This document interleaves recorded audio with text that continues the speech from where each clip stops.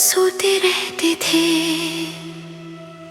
एक दिन नन्हा जान वहां गया। उसने देखा कि गार्डन खामोश है, फूलों की पंखुड़ियां बंद थीं, जैसे वो किसी का इंतजार कर रहे हों।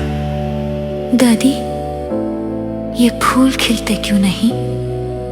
बेटा, ये फूल पानी से नहीं, कहानियों से खिलते हैं। इन्हें अपना कोई राज सुनाओ, कोई प्यारी सी बात बताओ, फिर देखो कमाल।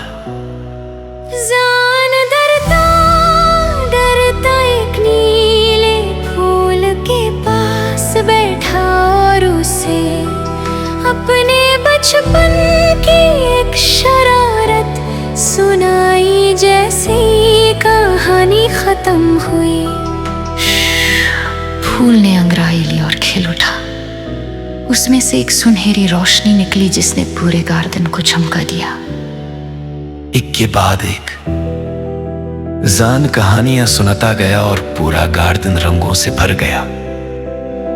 हर फूल ने उसे एक पुराना राज बताया, कभी पुराने खजाने का, तो कभी उड़ते हुए परिंदों का।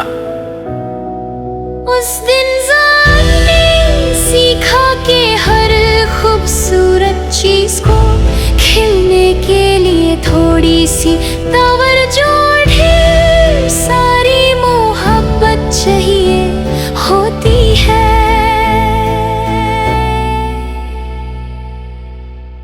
होती है।